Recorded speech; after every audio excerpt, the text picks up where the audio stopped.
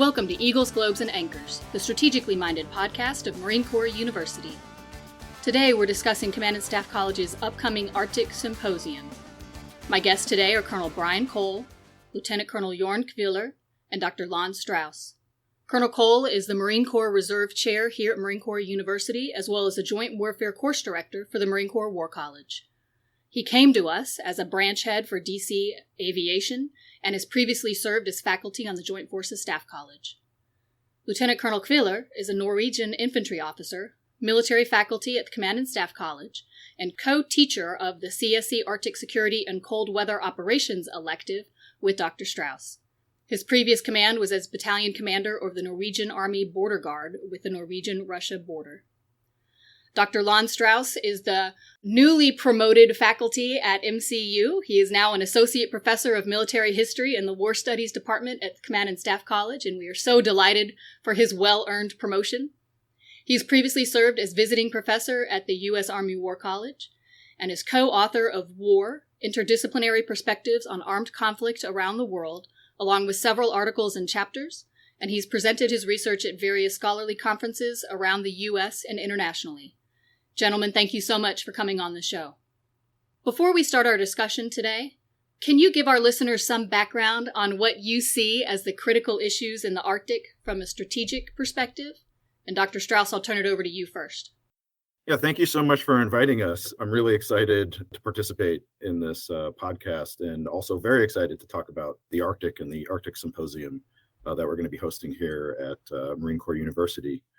So you kick us off with a really great question, strategic issues and concerns of the Arctic today, of which I think that there's many. On the one hand, I think from a strategic perspective, we have to look at the regional actors within the Arctic, being those Russia, Norway, Sweden, Finland, kick it over to Canada, the US and Alaska.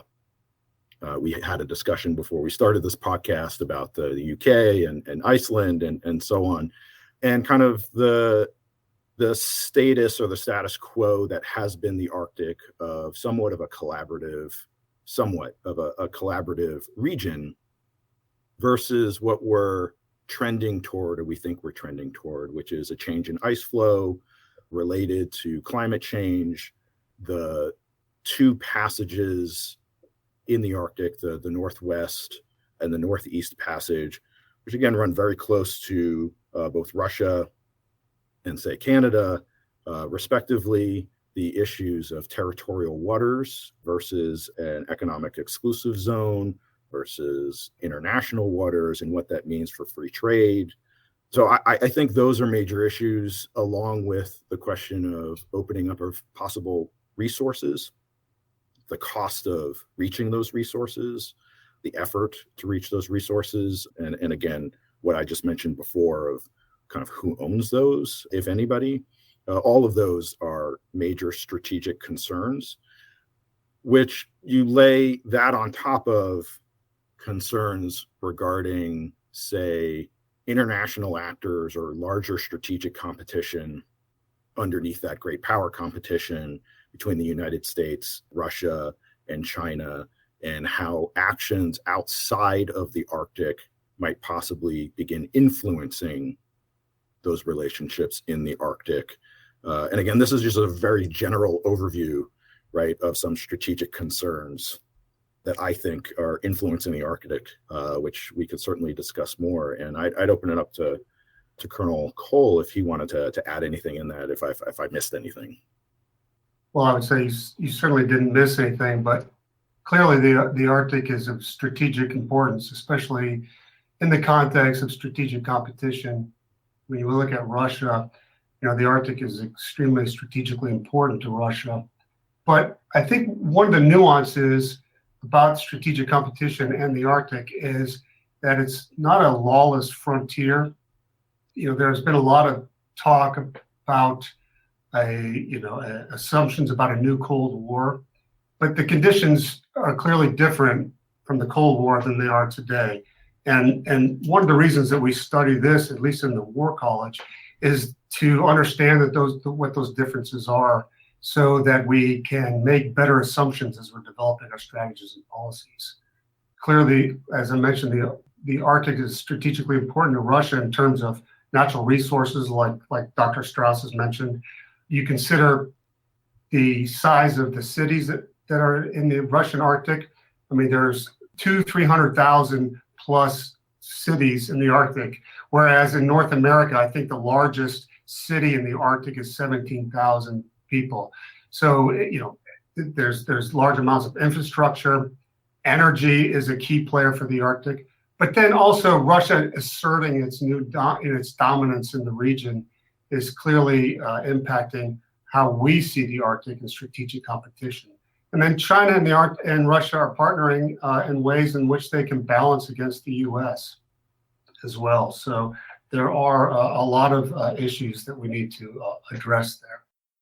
So Lieutenant Colonel Qviller, we have welcomed a long-standing relationship at Marine Corps University with having our sole international military faculty member coming from Norway. And so we have worked with your predecessors for well over a decade at this point, and know that our students and our faculty are better for this partnership we have at the university level. But can you please talk with our listeners about the significance of the U.S.-Norwegian partnership at the strategic level as it relates to this question of Arctic security? Yeah, so first of all, thank you, ma'am, for having me on your podcast and the possibility to talk about the Arctic Security Symposium. And to comment on the long history that we have at the university, I think we have a history at MCU going back to the 50s, 60s. So we have had students here since the 50s and also part of the faculty for nearly 30 years now. So the cooperation and the close partnership with the US and Norway is, of course, critical for Norway. And I think we have a lot of common interests. Of course, we have Russia as being a common competitor and a possible threat to both countries. And for Norway, being a small state, it's important to have a big friend like the US. Of course, we are a NATO member, but it's important to have also a very good bilateral cooperation and a partnership with the US in relations to Russia. Norway, we are placed very strategically. We are placed like a key maritime terrain and can provide key intel to the US because we are there where we are. And if you are looking at the new EABO concept that the Marine Corps is developing, our whole armed forces is like a stand-in force, which is a term that is used in the EABO concept. And of course, we provide critical knowledge about how to operate in the Arctic. And we do that by training Marines that do exercises and training in Norway. We have, of course, a pragmatic relationship to Russia. We have a land border to Russia. That was my previous command, as you talked about initially, dealing with Russia on day-to-day basis. And through that could be a important de-escalator when escalation is happening. And that, of course, some of the concerns Norway has in this region. And Norway is trying to do a delicate balance between deterrence, like having US as a good friend and being a NATO partner, but also be a predictable neighbor to Russia and assuring Russia that we have no offensive or aggressive strategy or thoughts behind what we are doing. So I think both we are balancing each other in the friendship between US and Norway, but also provide key knowledge and capabilities to each other. So how did the Arctic Symposium come about? Was this a group effort among the folks who were here at MCU? Did the initiative come from the Norwegian military? What brought us to this 2-day conference that is coming up? When this episode airs, it'll be tomorrow and the next day. And then what are some of the key themes that individuals who might watch the conference or listen in that they might expect to hear? So this started really by an initiative by Dr. Joern Qviller, who is part of the organizers, and he is working at the Norwegian Defense University College. And he reached out to MCU to get some scholars over here to write about the Marine Corps' role in the Arctic. And Dr. Strauss, he said yes after some convincing. And also through that dialogue, we were talking about a possible symposium or a seminar, either going in Norway or in the US. And we're also talking about Marine Corps versus the Army, and ended up here at MCU. And I'm very happy for that. But at the same time, so that's the easy answer. But the longer answer is that there were several initiatives and discussions going on at the same time that came together. So we have some smaller initiatives here at the university. We have the elective cold weather operations and Arctic security here at the Command and Staff College, which Dr. Strauss and myself are running. Lt.Col has his initiative over at the War College, and Lt.Col and I, we started discussing about a possible initiative here at MCU. We call that Arctic Strategic Initiative. So that also is part of the influence here. And of course, all the service doctrines that have been published about Arctic strategy. And in January this year, the Secretary of the Navy issued the Blue Arctic Strategy, or the strategic blueprint for the Arctic, which we didn't hear much about within the Marine Corps and not discussed at all at MCU, at least not at Command and Staff College. That was something we thought should be given more space. And of course, we have this whole development in the Marine Corps now with Force Design 2030, EABO, very focused on China and South China Sea. And of course, the discussion we have had is, okay, how does this apply to the Arctic? Is it doable? What is the difference between South China Sea and China versus a scenario with Russia, Norway, or another place in the Arctic? All of those have been part of the discussion leading towards this symposium, I think. Yeah, so Joern did a really good job of covering down on just about everything. So let me emphasize a couple of things there that he mentioned. We cannot emphasize enough Joern Qviller. This is really his initiative in putting together a special edition of the Arctic Review on Law and Politics that should be coming out, if not the end of this year, early next year. A bunch of international scholars who are writing on the Arctic. And as Joern said, he contacted, through Joern, they wanted someone from MCU to write an article on Marines in the Arctic, which is, I'll be upfront, not my area, definitely not my area of expertise, but it's always good to learn new things. It is. And I've been learning a lot, trial by fire. Yeah, so I was really interested, just because we are talking EABO and we're talking Force Design 2030 so much, it's hard not to talk about those without the focus of the Indo-Pacific and the focus specifically on China. That it raised a lot of questions about the Marine Corps and the US's obligations and contributions elsewhere in the world. And the Arctic specifically, because of this project, seemed like a great entry point in seeing kind of how EABO and Force Design 2030 fit outside of the Indo-Pacific. So Joern was really pushing to do a symposium here in the US. Of course, he needed someone in the US to partner with him to do it. And he wanted MCU to be that partner because we've got that long line of Norwegians that have come through MCU, 2MEF of the Marine Corps, right? Having the Norway specifically, but the Arctic region kind of in their AO. So that relationship was there and they wanted to build on that relationship. So I was lucky enough, or I could use some other terms, to be the one to volunteer to kind of lead the effort on this side of the Atlantic. to get that going. And and we're really excited about the program that we've put together and how this is going to run. So to get to the second part of your question, some of the themes that we are going to talk about are the strategic issues, the strategic documents that Joern brought up, the Navy's tri-service, its maritime doctrine or strategy, as well as the new Blue Arctic strategy. We see these coming out in the other U.S. services. We've seen this discussion in the United States strategically about the Arctic within this context of great power competition. So our first day of the symposium on the 3rd of November is mostly going to focus on that. And we are going to have some very influential thinkers on that topic come and talk.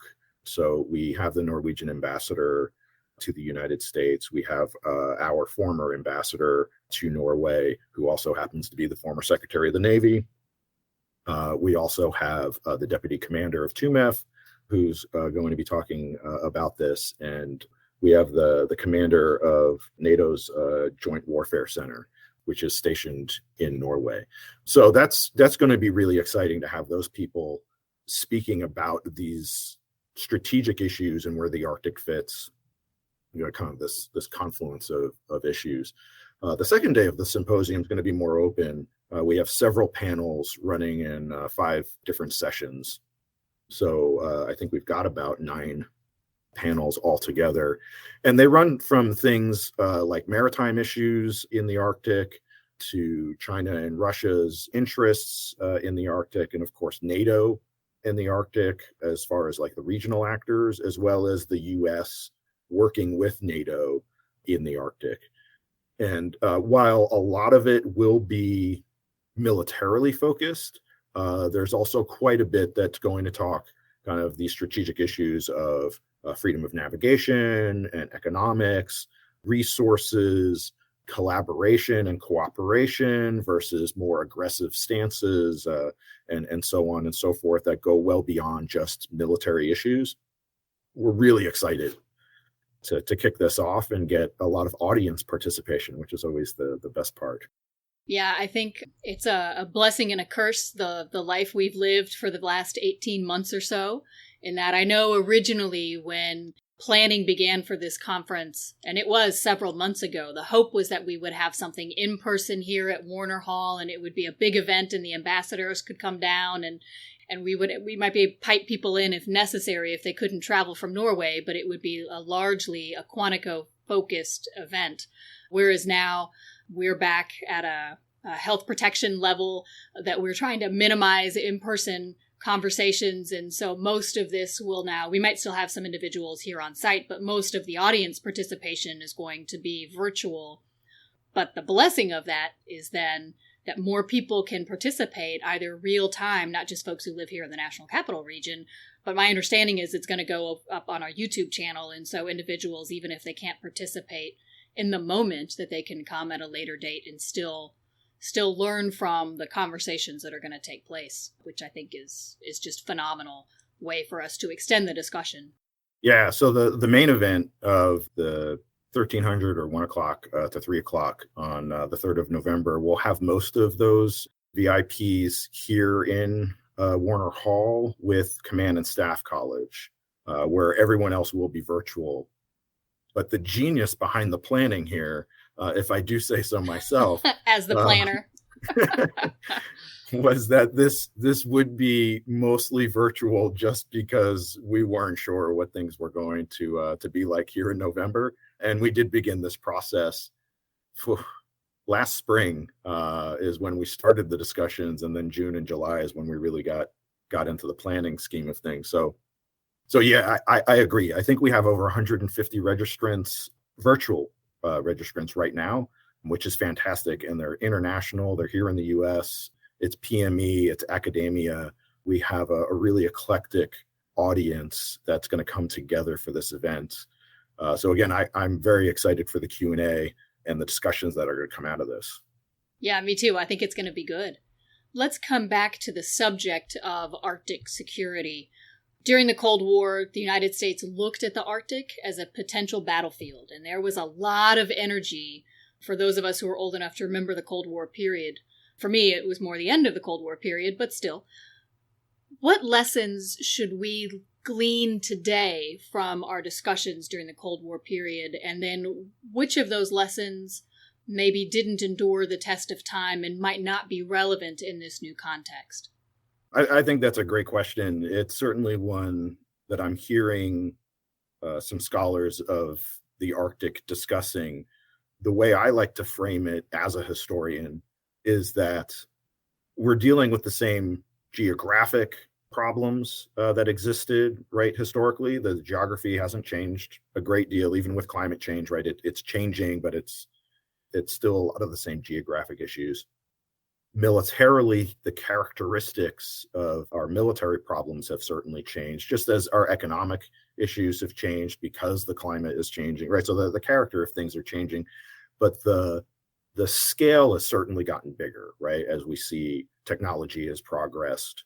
So to get back to the question of what were strategic concerns and what were military planners certainly thinking of in the 80s, this was a resurgent Soviet fleet that had certainly advanced beyond what the U.S. Navy had, because the U.S. Navy, like the rest of the United States, was so focused on Vietnam.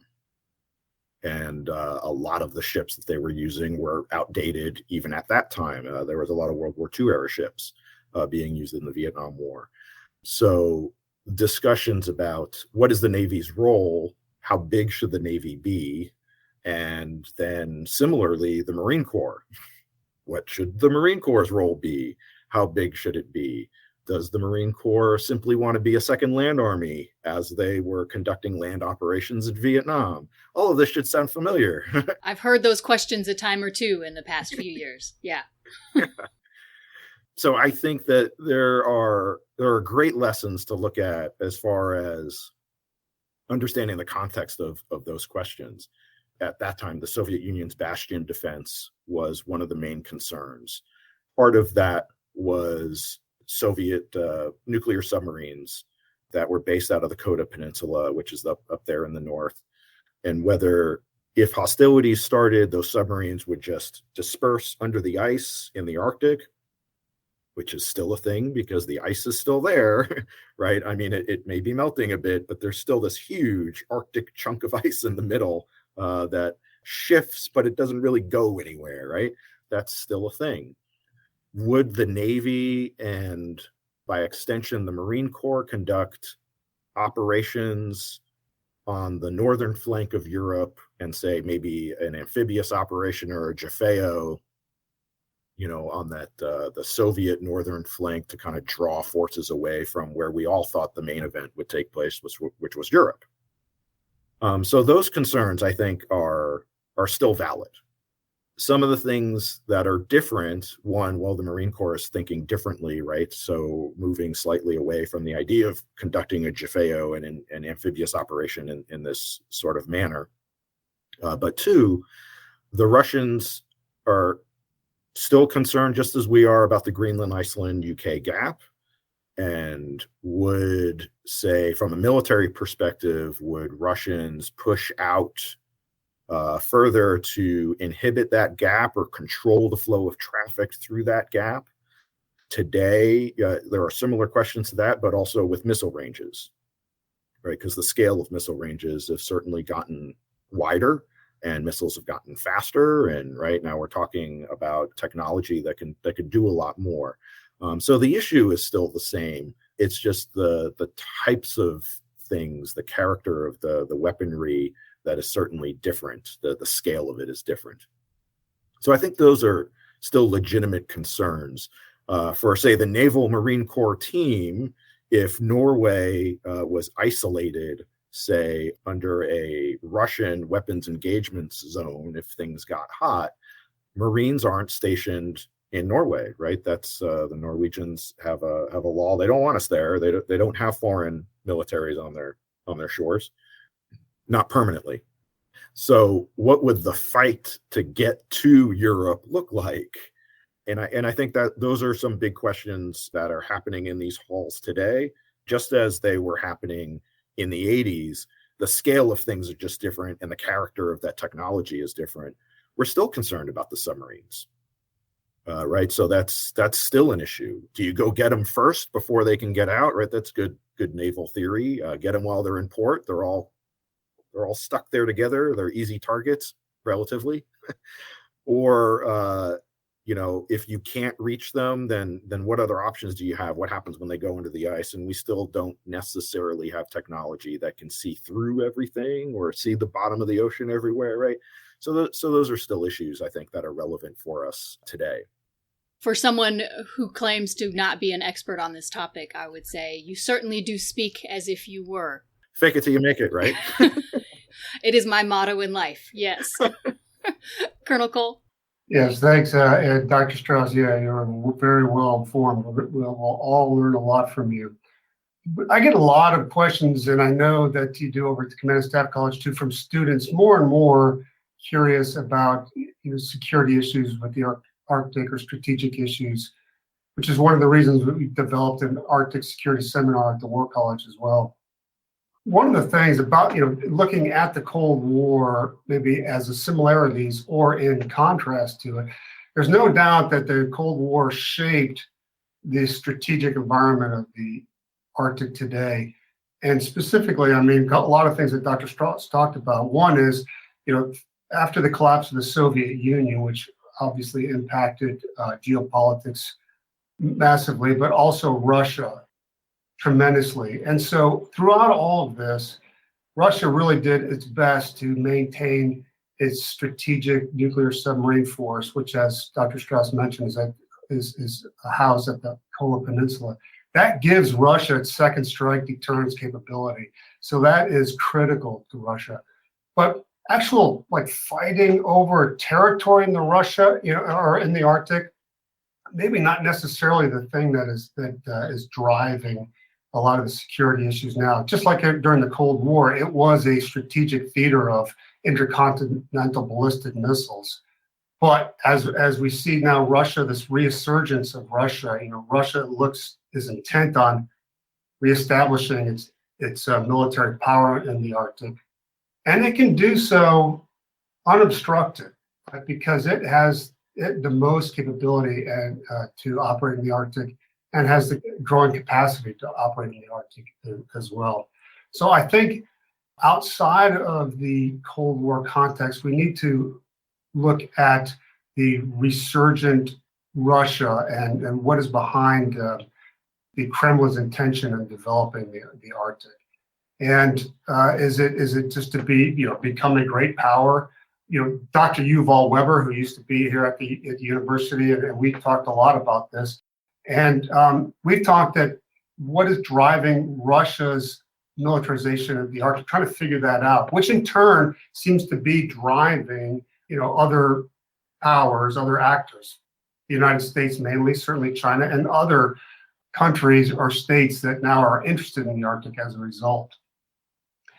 And one of the things is Russia's desire, we think, to maintain its status as a great power, to recapture that, and to develop, where it can unobstructedly in the Arctic, to develop its massive power. It can do so. And then it can be validated by the relationships between Russia and China, because if you're a great power and you do great power things and other great powers don't react, can you call yourself a great power? And maybe this is a way for Russia to reestablish itself as a great power. So there are similarities to the strategic, just the geography of the Arctic, what that means, but there are also some other things that are quite different in today's strategic environment. Yeah, Dr. Strauss? Yeah, if I just follow up, because Colonel Cole brought up some good points there. So I would like to differentiate one of the other big differences here, whether we perceive it as Russian aggression or not, putting that aside for a moment. A difference from, say, the Cold War is the fact that these sea lanes are opening up more, right? So there will be more traffic on these sea lanes. Now, with the understanding in mind that the sea lanes on either side of the Arctic won't be open continually annually at the same time, it all has to do with the shifting ice, which has a lot to do with wind and the seas and whatnot. So it's not going to be consistent, but it does raise questions of, to go back to your original question that we started off with, Canada perceives the passage, right, that goes through the Arctic. If you look at it on a map, a lot of it goes through their territorial waters. So they see it as territorial waters and want to treat it as such. We, the United States, disagree with that. Those are our allies and partners to the north. For Russia, similarly, some of that passage goes through their territorial waters, and a lot of it goes through that economic exclusive zone. So from that perspective, what are their rights as a state, and how can they legally, or how should they legally deal with freedom of the seas and shipping that goes through that, to include military naval vessels from other nations, right? We've got rules for that. And then there's the U.S. side of the Arctic with Alaska, where in a lot of cases, it's very close. The waters there are very narrow in a relative sense, right? It being a strait. So I think a lot of that brings out a bigger strategic context than, say, in the Cold War in the 1980s, or the end of the Cold War that they were dealing with. It's another layer of complication, but it's also what's well within the rights of those states to do in dealing with the Arctic versus what is extremely aggressive or aggressive to other actors, right? The United States contesting these as territorial waters can be seen as aggressive, right? Just from the other perspective. So that's, again, one of the great things I think of this conference, is that these discussions, I'm hoping, are really going to come out, and we can have this debate, which I find, and I hope others find, very fascinating. Yeah, I want to open it up to Lt.Col Qviller, and if you could provide your insight on how Norway is looking at this. Are you drawing lessons from the Cold War period, or do you see this as a new environment, a new situation, because the United States and the Soviet Union, now Russia, have changed so fundamentally in the past 40 years? So I agree fully with both Dr. Strauss and Colonel Cole here. There's a lot of similarities that we can draw from the Cold War, but it's easy just to say that it's more or less the same. So there are clearly differences as well. And maybe for Norway, the biggest difference is that for US, Russia is not the main threat out there. It's China that's the main threat. So the Arctic is more like a sideshow compared to what was the case during the Cold War, and especially in the end of the 70s and beginning of the 80s, when the Russian fleet, and especially the Northern Fleet, was built up very rapidly. And the whole U.S. Navy strategy, the maritime strategy for the U.S. had to change drastically. So that became the main effort for the U.S. Navy and for large parts of the U.S. Armed Forces. Now it's not the case. Yes, Russia is dangerous. Russia is unpredictable. It has large capabilities, and for Norway, that is still a threat, existential threat. For the U.S., it's not that much, even though, as Colonel Cole touched on, it's the large quantities of nuclear assets that Russia has is in that region. It's in the Kola region. And they have more or less the same concept, that the second strike capability, or even a first strike capability, because they haven't said that they just have a second strike capability. They can launch at any time. They have a new nuclear strategy spelling that out. Of course, that is also part of the homeland defense of the U.S. with NORAD and that whole issue for protecting the continental U.S. from strikes from the Barents Sea. But our concern is, of course, that this becomes a sideshow, and for the Marine Corps, not taking seriously the force design and the EABO concept that is applicable to the Arctic and to that region, because Russia is different from China, and the geography is different, and certainly the climate is very different. If the big assumption, if it works in South China Sea, it works everywhere else, I don't think so. It needs to be proven, it needs to be tested, and you need to have equipment that actually works in that sort of environment. Very different from the tropical areas of South China Sea. So that is some of the concerns and today's challenges versus the Cold War era. Great, thank you. Well, hopefully anyone who is listening to this podcast on Tuesday, November 2nd, 2021, will be sufficiently motivated to attend the conference virtually on the 3rd and the 4th. Dr. Strauss, can you please tell our listeners how they might go about participating? How do we join virtually? Thank you. That's a great question because it's the one everyone's hopefully concerned about.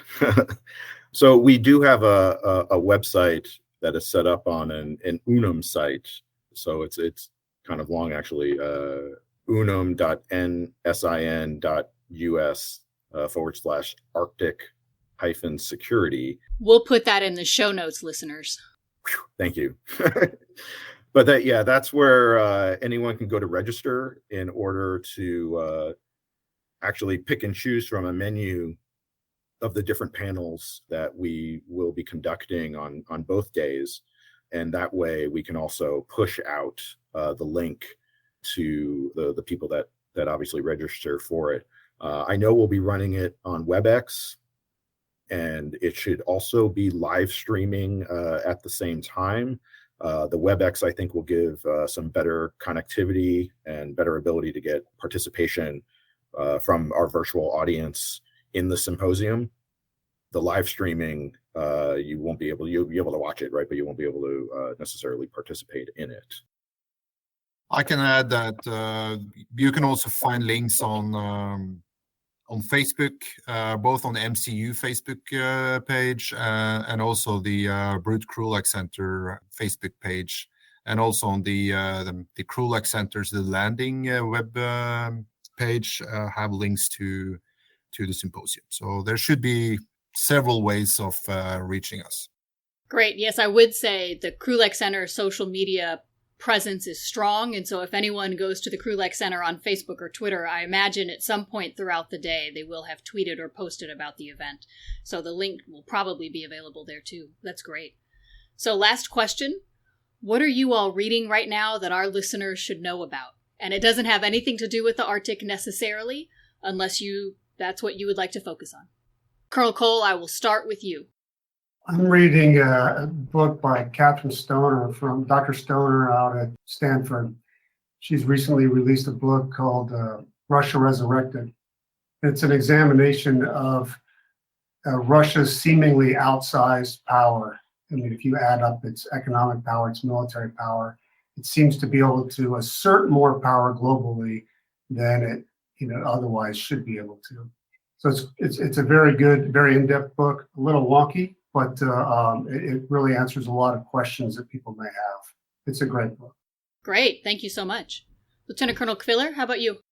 So I have 3 books going on at the same time. It's not making it easy, but I'm reading The Leader's Bookshelf by Stavridis and Ansel, and I'm pretty much halfway through that one.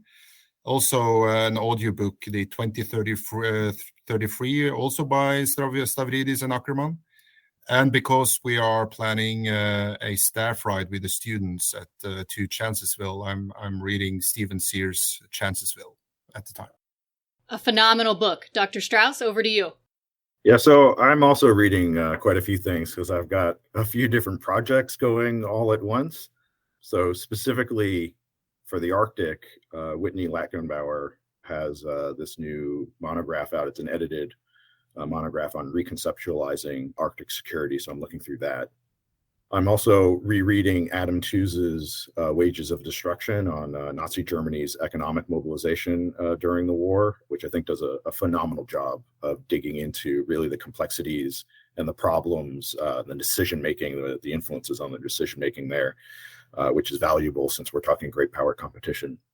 And then in a similar vein to that, there are 2 World War I books, and since I am a World War I historian originally, Seward Livermore has this old book from the 1960s, Politics Adjourned, on Woodrow Wilson and the War Congress, which again I think is very apropos when we're talking great power competition and how we think kind of the executive and the legislative works. That was basically Wilson complaining that politics should be adjourned because they weren't. And so the frictions and tensions there with Congress, along with William J. Breen's Uncle Sam at Home, which is on the civilian mobilization in the wartime of the Councils of National Defense in World War I, and the very localized statewide Councils of National Defense versus what became the national level, which actually organizationally was supposed to be on the books earlier than these state levels. So it's a very interesting interplay between regional local actors versus national efforts and the frictions and tensions there. Again, when we're thinking of kind of great power competition, what a conflict or this a world war might look like, these are great reminders of that. That's really interesting. I didn't realize that there was state level formal conversations on this topic. I guess I have a school child's understanding of federalism and the role that state level government plays, vice the role of the federal government. So that's really interesting. We're American. We love our individualism, right? We sure do. Yeah, that coercion versus voluntarism is a huge theme. So I'm basically reading up on that. Oh, that's really interesting. Well, gentlemen, thank you so much for coming on the show. To keep up with the good work of Marine Corps University, follow us on social media at Marine Corps U. Special thanks to our intrepid producer, Jen Patja Howell, and to our show manager, Captain Michael Goff. I'm your host, Becky Johnson. Thank you for listening to Eagles, Globes, and Anchors, the strategically minded, innovative podcast of Marine Corps University.